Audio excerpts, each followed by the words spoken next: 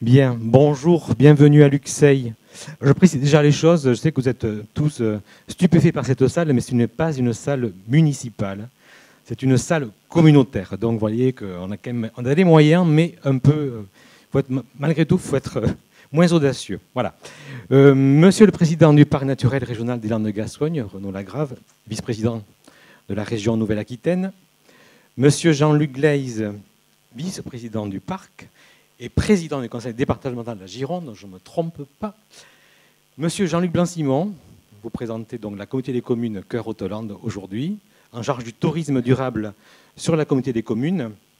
Monsieur le directeur du parc, monsieur Philippe Hospital, mesdames, messieurs les élus, mesdames, messieurs les techniciens, les professionnels, soyez les bienvenus donc à Luxeuil. Je remercie Bastien qui assure la lumière aujourd'hui, Erico pour la partie son, ou c'est l'inverse? Très bien, parfait. Donc, je voulais souhaiter remercier l'association Musique à la rue qui nous met à disposition donc, cet espace, mais aussi effectivement ses techniciens. Je souhaitais aussi remercier tout particulièrement Béatrice Reynaud pour son travail, son professionnalisme et sa passion qui l'anime depuis de longues années sur l'ensemble du territoire du parc. Merci de m'avoir sollicité pour organiser cette journée sur le tourisme durable à Luxeuil. Saluer également le travail exemplaire du personnel du parc. On a vraiment besoin sur ce territoire, et c'est mal connu, et donc c'est une profession, donc on a besoin de vous sur nos collectivités. Tout est suggéré dans l'invitation, c'est raté, mais c'est pas grave, vous en souvenez. Culture, une œuvre audacieuse de la forêt d'art contemporain, alors ce n'est pas moi qui l'ai choisi. Non, non, non, ce n'est pas moi, même si, ça aurait pu, effectivement. Une découverte donc de l'environnement, de l'évasion, de l'imaginaire, des paysages, belle alchimie entre les hommes et la nature. Il n'y a pas de petite destination, chacun œuvrant pour rendre dynamique et attractif nos territoires. Ici, c'est la culture. Soyons ambitieux pour accueillir nos visiteurs en respectant notre environnement. Belle journée à vous à Luxeuil, village de 685 habitants, seulement, mais tellement dynamique et volontaire. Merci à vous, belle journée chez nous. Je laisse la parole.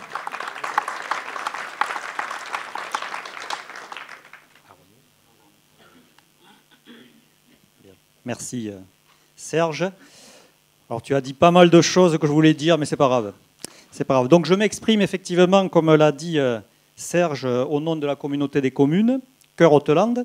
Et donc je représente Dominique Coutière qui était pris par ses fonctions et retenu par les services préfectoraux.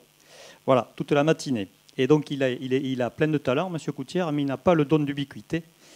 Et donc il me revient l'honneur et le privilège de vous accueillir. Soyez donc les bienvenus au cœur de la Haute-Lande. Je suis moi-même maire de Broca, à 23 km de Luxeuil. Je suis donc un tout proche voisin, parce qu'ici c'est comme ça, quoi. Les distances se font très facilement, même si elles se font moins vite qu'elles ne se faisaient. Mais il n'y a pas de feu rouge, il n'y a pas de rond-point. Bref, tout est facile chez nous, pas de rocade, pas de bouchons. Donc c'est vrai, c'est un de nos atouts, une circulation et des déplacements très faciles.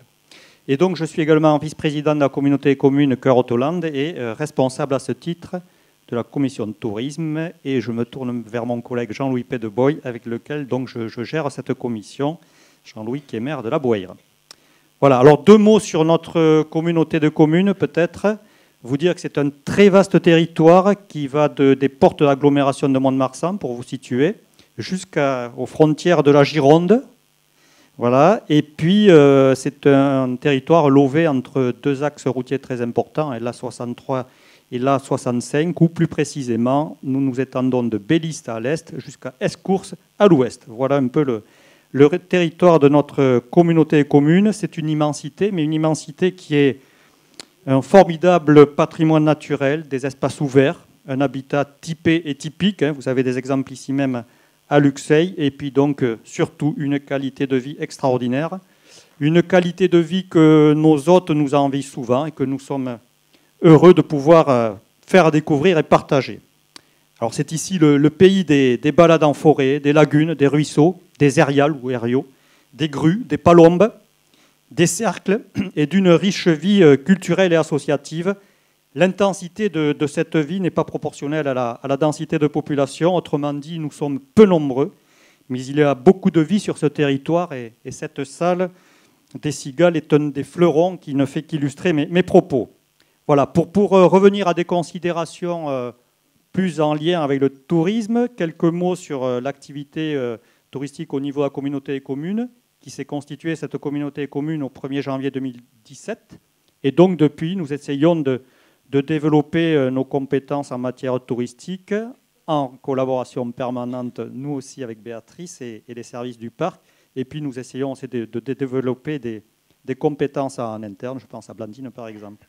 Voilà, et à ce titre, donc, au niveau de la communauté des communes, on participe à l'alimentation de la base de données Sirtaki, également à l'appel à projet éco-destination qui couvre là aussi un plus vaste territoire encore que notre communauté des communes, puisque vous le savez sans doute, mais il s'étend cet appel à projet des portes du bassin jusqu'à l'Armagnac.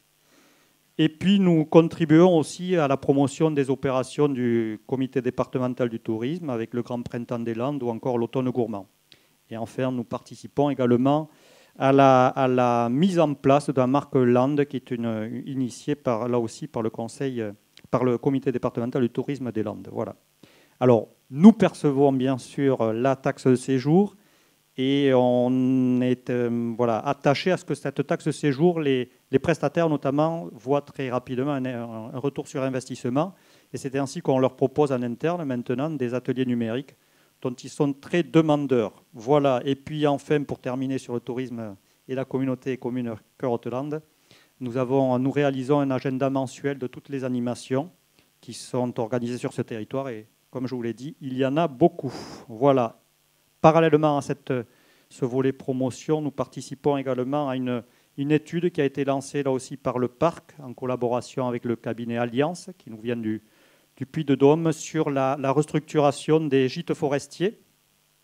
Nous sommes plusieurs communes à être propriétaires de gîtes forestiers. Ce sont des constructions datant des années 80 qui méritent 30 ou 40 ans après un petit coup de jeune et donc de s'adapter en matière de confort notamment, en matière également, et on va travailler sur le sujet dès 2019, sur une complémentarité entre ces différents sites que pour l'instant les communes gèrent avec plus ou moins de bonheur, chacune dans leur coin. Donc on va travailler à une complémentarité entre chacune de ces communes, de ces communes propriétaires de gîtes. Et enfin, dès 2019, envisager une promotion commune de ces gîtes, notamment via le web, puisque c'est une des clés de l'avenir en matière de tourisme. Voilà, donc beaucoup de choses qui se font et qui sont à faire. Alors bien sûr, on n'imagine pas, je me rappelle l'an dernier au Tech, les quelques soucis d'afflux de touristes. Nous, on n'en est pas encore là-dedans. Nous, on ne vise pas un afflux massif de touristes, mais quand même, nous préférons privilégier et travailler à l'accueil d'hôtes sensibles et sensibilisés, comme ça va être évoqué, je pense, tout au long de cette journée, sensibles à notre environnement naturel, à notre environnement bâti et puis également à notre environnement humain. Voilà, nous faisons le choix d'ouvrir nos bras et nos cœurs pour partager un peu de notre territoire, de nos paysages, de notre culture. Alors c'est normal, me direz-vous, quand on se définit comme la communauté des communes Cœur-Haute-Lande. Voilà, je vous remercie de votre attention. Je vous souhaite une belle journée d'écoute, d'échange et de travail quand même. Merci. Donc la parole à Renaud Lagrave.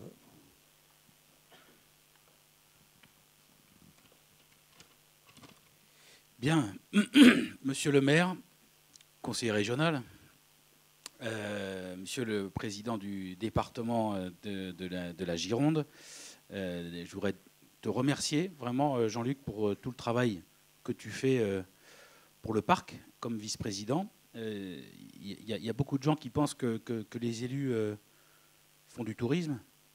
En l'occurrence, on essaye d'en faire de temps en temps, mais en même temps, le reste du temps, on bosse quand même beaucoup. Et je voudrais vraiment saluer l'investissement de Jean-Luc comme vice-président du parc, et notamment sur cette partie développement touristique sur lequel je vais revenir dans un instant. Saluer évidemment le vice-président de la communauté de communes Cœur-Haute-Lande, Jean-Luc Blanc-Simon, et puis lui transmettre mes remerciements pour le président de la communauté de communes, dire aussi quelques mots par rapport à tous nos partenaires qui nous font le plaisir vraiment d'être aujourd'hui ici, comme d'ailleurs dans l'ensemble des moments que nous avons souhaité mettre en place autour de ces forums du tourisme durable qui deviennent, je crois, non pas une institution, mais en tout cas un moment important pour la réflexion autour du développement touristique sur le territoire du parc et au-delà du territoire du parc qui, je crois, résonne maintenant sur d'autres territoires que le parc des Landes de Gascogne. Je vous dis ça parce que je dois excuser évidemment, pas évidemment, je dois excuser Sandrine Derville, la vice-présidente de la région chargée du tourisme, et également alors je ne sais plus qui c'est la vice-présidente ou le vice-président du conseil départemental des Landes, qui ne pouvait pas être là non plus ce matin. Et je dirais un mot justement des ambitions qui sont celles de la région, puisque Sandrine m'avait demandé de vous dire quelques mots aussi sur ce sujet. Remercier tous les élus qui sont là, j'en ai vu beaucoup, des maires, des adjoints, des conseillers municipaux, parce que c'est important aussi, je crois qu'au-delà de la réunion d'aujourd'hui, toutes les questions qu'on va aborder et qu'on aborde lors de ces forums puissent retomber dans les territoires et retomber dans les conseils municipaux sur l'ensemble du territoire du parc.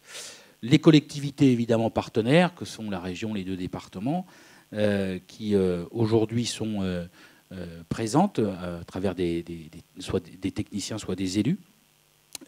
Également les fonds européens qui viennent régulièrement garnir un certain nombre de projets que nous montons, que vous montez sur l'ensemble des territoires. Et puis, bien entendu, tous les acteurs du tourisme qui nous font le plaisir d'être là aujourd'hui, que je voudrais vraiment remercier. Remercier aussi tous les intervenants et les intervenantes de la journée qui nous prodigueront un certain nombre d'informations et de conseils. En tout cas, c'est le but. Remercier le comité départemental du tourisme et puis saluer la présence du président de Gîtes de France des Landes, Michel Herrero, qui est avec son directeur. Je voudrais les remercier d'être là aujourd'hui. Et puis aussi parce que on dit souvent qu'il faut coopérer avec d'autres. Ben, c'est chose faite aujourd'hui. Saluer de la présence de techniciens et d'élus de l'ensemble des parcs de Nouvelle-Aquitaine, puisqu'on a aujourd'hui décidé de travailler à l'échelle de la région avec les 5 parcs. Il y en a un qui est en cours de finalisation, c'est celui du Médoc, mais en l'occurrence, ça ne va pas tarder, hein, c'est l'affaire de quelques semaines. Et c'est une des coopérations que nous avons souhaitées à l'échelle des 5 régions, tout simplement parce que la région en tant que telle finance en grande partie les parcs régionaux, encore en Nouvelle-Aquitaine. Ce n'est pas le cas partout en France, mais encore en Nouvelle-Aquitaine, on a beaucoup de financements qui proviennent de la région. Et la région a souhaité finalement faire en sorte que pour les 3 prochaines années, nous ayons des contrats d'objectifs donnant une visibilité justement pour les parcs sur l'avenir de nos territoires. Mais je dirais, dans ces conventions, il est également indiqué qu'il faut, et je crois que c'est très utile, qu'il y ait des coopérations qui puissent se mettre en place à l'instar de ce qui se fait d'ailleurs dans d'autres régions. Il y a d'autres régions où les parcs coopèrent depuis des années. Nous avons démarré sur un certain nombre de sujets, mais là, on va le formaliser dans les mois et les années qui viennent. Et ce forum débute quelque chose qui, je crois, est extrêmement important, puisque la région, dans son schéma touristique qui a été adopté en juin dernier, a décidé de faire en sorte justement que les parcs qui sont des territoires d'expérimentation puissent être retenus dans l'expérimentation sur la question du tourisme durable et que finalement la région puisse s'inscrire aussi au-delà des expérimentations et des expériences des parcs naturels régionaux, qu'il puisse y avoir au niveau de la région une ambition d'être finalement la première région française sur cette question du tourisme durable. Donc on s'inscrit finalement dans cette orientation qui, je crois, est très importante. Et puis saluer évidemment et remercier vraiment toutes les équipes du parc qui, autour de Béatrice, ont organisé cette journée. il y a beaucoup d'autres services du parc qui sont présents. Je voudrais saluer tous les agents qui, je crois, répondent véritablement présents lorsque des besoins émergent sur un certain nombre de sujets. Et sur la question du tourisme, il y a beaucoup de gens qui se posent la question de savoir à quoi sert un parc. Et je crois qu'aujourd'hui, on va démontrer que sur la question du développement touristique, au-delà d'ailleurs du territoire du parc, avec nos amis de l'Armagnac ou du Pays Morcenais, dans le cadre de l'appel à projet auquel on avait répondu il y a maintenant 2 ou 3 ans, 3 ans. Oui, c'était quand j'étais encore au tourisme, ça, à la région, j'entends. Eh bien, on avait eu cette ambition de dire aux territoires qui, parfois, ont peut-être plus de difficultés que d'autres. C'est vrai que le tourisme fonctionne bien sur certains territoires avec beaucoup de moyens. Ce n'est pas notre cas. Et donc, il fallait qu'on puisse s'inscrire collectivement et puis essayer de mutualiser l'ensemble des dispositifs qui permettent finalement d'avoir les mêmes services que l'office de tourisme, j'allais dire, de Bordeaux, Paris, Lyon, Marseille, je ne sais où encore, mais qu'on ait cette ambition de faire en sorte que sur les territoires, on ait finalement accès aussi à des formations, qu'on ait aussi accès à des études, qu'on ait aussi accès finalement à l'ensemble de ce qui aujourd'hui est à faire sur les territoires touristiques que nous représentons au niveau des parcs. En plus de cela, la Fédération nationale des parcs a décidé de faire aussi un très gros travail sur la question du tourisme durable. Moi, je veux m'en féliciter. On a aujourd'hui un certain nombre de territoires qui sont plus dans la difficulté que d'autres au niveau des moyens des parcs naturels. Nous avons la chance, encore une fois, d'avoir le soutien constant et de la région et des 2 départements, ce qui n'est pas le cas partout hors de notre région. Ce qui veut dire qu'on a aujourd'hui cette ambition de pouvoir travailler avec l'ensemble des acteurs du territoire. Et sur ces rencontres du tourisme durable, comme ça a été le cas maintenant depuis de nombreuses années, nous avons le souhait d'avoir des échanges, je dirais, qui n'ont un peu rien d'institutionnel, même si là on est dans un moment institutionnel, puisqu'il faut qu'il y ait comment dirais-je, les introductions de la part des élus locaux que nous sommes. Mais en même temps, vous l'avez peut-être vu sur les derniers forums, et ce sera le cas encore aujourd'hui, l'idée c'est d'avoir véritablement des échanges, d'avoir des échanges de bonnes pratiques et puis d'essayer sur un certain nombre de thématiques, aujourd'hui sur le thème qui nous est proposé, qu'on puisse avoir un certain nombre d'échanges et voir comment finalement on s'inscrit tous collectivement dans l'idée selon laquelle, dans le tourisme durable, il y a beaucoup de sujets qui sont aujourd'hui à aborder. Et le sujet qu'on a choisi d'aborder avec Jean-Luc aujourd'hui, c'est effectivement l'attractivité et la sensibilité, parce qu'on est dans un territoire effectivement sensible, sur lequel beaucoup de nos concitoyens ont tendance à penser, comme certains territoires d'ailleurs, qu'il faudrait qu'ils soient sous cloche et qu'on ne développe plus rien parce que c'est un parc naturel. J'ai la même question qui m'est systématiquement posée comme président du GIP Littoral en me disant sur le littoral, il faut mettre sous cloche et on ne touche plus à rien. La réalité est tout autre. C'est qu'on est aujourd'hui confronté finalement dans un moment extrêmement important et Jean-Luc aujourd'hui est, je dirais, un acteur qui témoignera, j'imagine, tout à l'heure de ces questions-là. Nous sommes dans une région où l'attractivité du territoire n'est même plus à démontrer. Entre la Gironde et le département des Landes, nous avons les 2 départements français les plus attractifs de France et c'est une réalité qui, aujourd'hui, s'impose à nous. Moi, je préfère être dans cette situation, je vous le dis tranquillement, que dans la situation où d'autres départements, y compris dans notre région, sont en train de compter les gens qui partent au fur et à mesure et sont, je dirais, victimes de la désertification rurale. Nous avons effectivement l'attractivité du territoire qui n'est plus à démontrer et qui nous oblige aujourd'hui à penser l'avenir. Non pas à prendre des décisions pour dans 50 ans, à en prendre aujourd'hui, mais qui auront peut-être un certain nombre d'effets dans 2 ans, 3 ans, 4 ans, 5 ans, 10 ans. Et sur la question touristique, moi je considère aujourd'hui qu'avec les objectifs qui avaient été fixés il y a quelques années par l'État français, rappelez-vous, c'était il y a maintenant 4 ou 5 ans, 100 millions de personnes accueillies en France, c'était l'ambition, je crois qu'on est aux alentours de 90, si mes souvenirs sont bons et les chiffres que j'ai eus, on ne doit pas être très très loin, si j'ai bien tout compris. Ce qui veut dire que ça nous oblige sur nos territoires à repenser la manière dont on doit accueillir l'ensemble de ces touristes, alors qu'ils soient d'ailleurs de notre région, c'est une immense majorité, hein, les chiffres sont là, ou qui viennent d'ailleurs, en ayant en tête aussi qu'au-delà de la question de l'accueil des touristes, c'est comment on fait en sorte d'avoir un développement qui soit harmonieux, non seulement pour celles et ceux qui viennent occasionnellement, mais pour celles et ceux qui y habitent.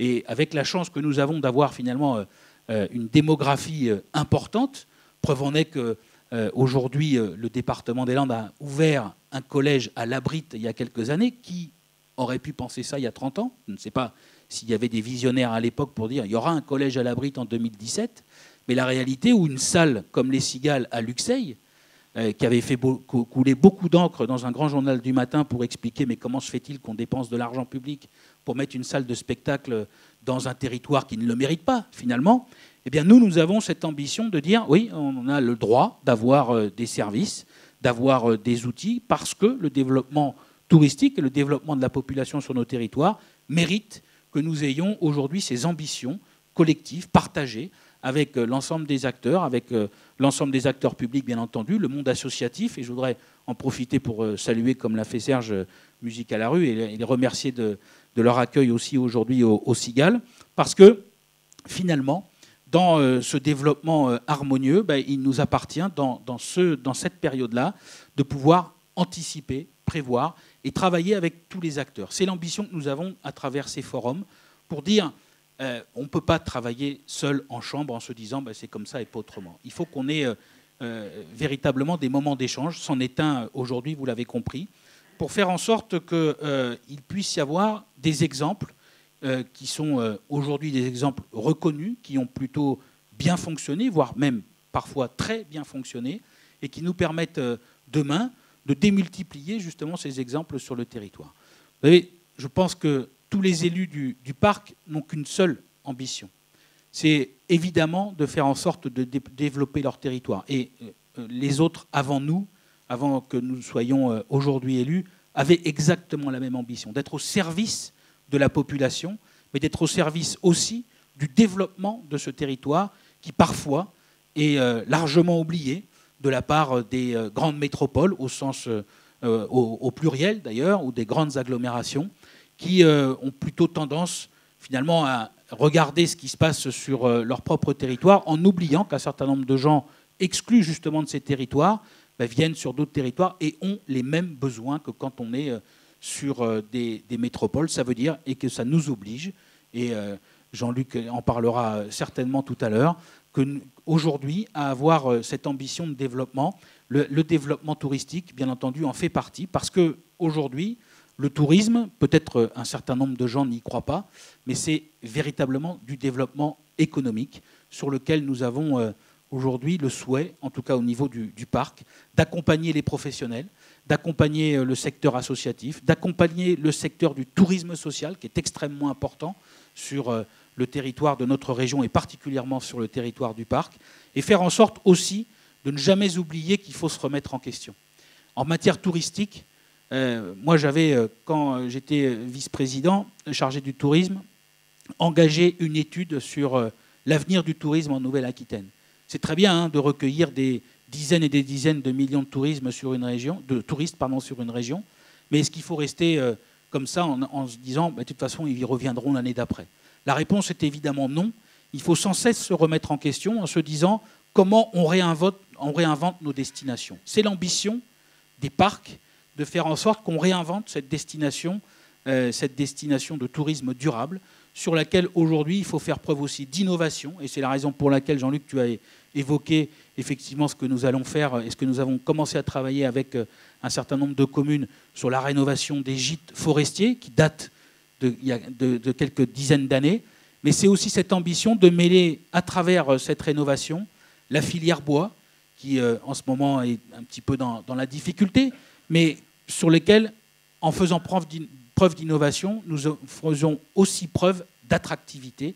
Et c'est là le sujet qu'il nous faut évidemment travailler, les sujets sur lesquels il nous faut aussi travailler sur le territoire du parc. En tout cas, mesdames, messieurs, moi je voudrais juste terminer en vous remerciant vraiment pour votre présence à ce forum aujourd'hui à Luxeuil, en terminant d'un mot, en vous disant sous le contrôle du président de la Forêt d'Art Contemporain que c'est bien le maire de Luxeuil qui avait choisi la statue que vous verrez peut-être tout à l'heure si vous vous promenez un petit peu plus loin. J'espère qu'on vous emmènera la voir en vrai, parce qu'en photo elle est déjà pas mal, mais en vrai ça fait, si vous ne l'avez pas encore vue, je vous le conseille, c'est pas très très loin d'ici. Luxeuil est une grande commune, mais l'œuvre de la Forêt d'Art Contemporain est tout à fait atteignable. En tout cas, merci à vous toutes et à vous tous, et très bonne journée de travail.